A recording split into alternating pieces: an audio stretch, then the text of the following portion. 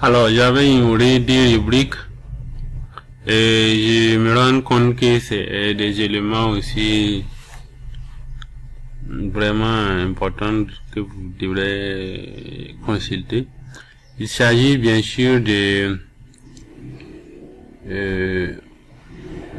attributs des publications et les notifications.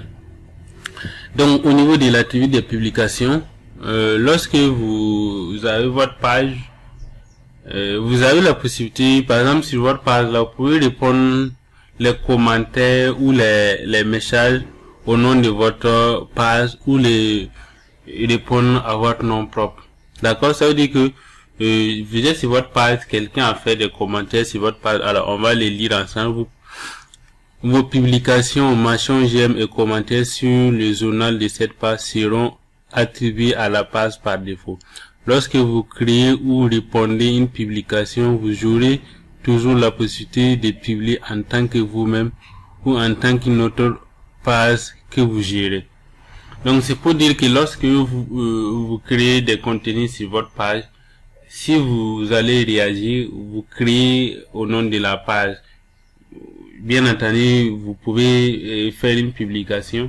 Et voilà. Bon, moi je suis Dabo, j'ai mon profil ici qui est Alpha Salif Ibn Fatima Dabo. Lorsque je donne l'attribut pour en tant que Salitech,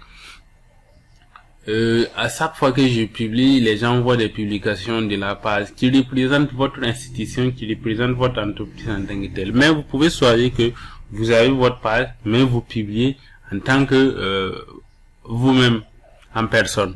Donc à ce niveau-là, vous pouvez, moi je vous suggère en tout cas de prendre la première option qui est de publier en tant que la page. Voilà pourquoi justement vous avez créé la page, sinon vous pouvez garder votre profil ou bien voilà. Donc ensuite il y a les commentaires. Les commentaires, vous savez que pour créer un profil d'abord sur Facebook, on a besoin impérativement d'une adresse email ou bien un numéro de téléphone. D'accord? Donc à cet effet, lorsqu'il y a des notifications, vous allez recevoir par mail ou par SMS. Maintenant, après ça, vous créez votre page, vous allez choisir quel genre de notifications vous souhaitez recevoir sur votre profil. D'accord? Si vous regardez, vous pouvez recevoir une notification chaque fois qu'il y a une activité, une mise à jour importante sur votre page. Donc ça, c'est ce qui est vraiment recommandé. Vous recevez une notification tous les 12 à 24 heures pour toutes les activités et mises à jour sur votre page durant cette période-là. Donc, lorsque vous prenez cette option, vous allez recevoir des commentaires qui n'ont pas assez d'importance. Par exemple, des notifications, des commentaires, des notifications, des partages, des trucs comme ça. Bon, que moi je trouve que c'est pas nécessaire de recevoir ça par mail ou bien par SMS, puisque c'est quelque chose que vous consultez d'ailleurs sur la page. Donc il n'y a pas vraiment, je ne vois pas l'importance à quoi je dois le recevoir également, recevoir une copie par mail. Donc ensuite vous pouvez choisir de désactiver tout simplement les commentaires, ou bien vous pouvez modifier les différents éléments que vous souhaitez recevoir les commentaires. Par exemple, vous pouvez voir les nouvelles visites, nouvelles mentions et nouvelles avis sur la page. Tout ça, vous choisissez d'activer ou désactiver les éléments que vous souhaitez pas. Et là en bas, c'est pour les messages. D'accord? Les messages, vous recevez une notification Facebook lorsque quelqu'un utilise un messenger pour vous envoyer un message sur votre page. Vous pouvez contrôler si vous souhaitez recevoir également des notifications dans les messageries et dans l'application de gestion, de gestion de pages de ces applications. D'accord? Donc par défaut, c'est ce qui est le cas. Comme vous pouvez choisir également de désactiver. Maintenant, vous pouvez également choisir de recevoir les notifications par mail ou par SMS. Vous voyez, ici par exemple, on a désactivé le mail et on a activé les SMS. Donc, vous pouvez choisir votre canal de réception des notifications pour votre page.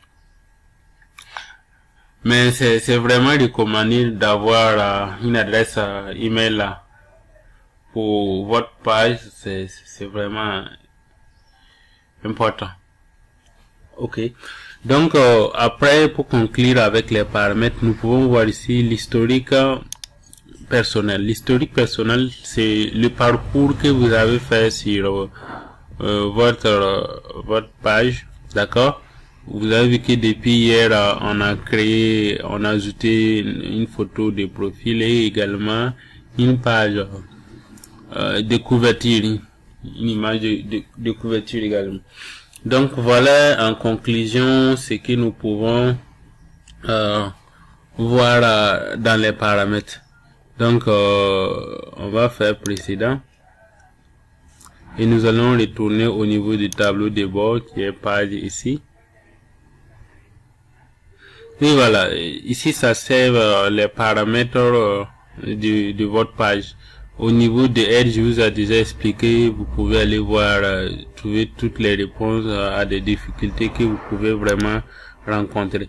Donc, vous avez vu que ce qu'on a eu à modifier s'applique maintenant ici, d'accord? Ce qu'on a eu à modifier s'applique à ce niveau maintenant. On a fait réorganiser notre menu principal, donc il y a publication, événements, services, boutiques, etc.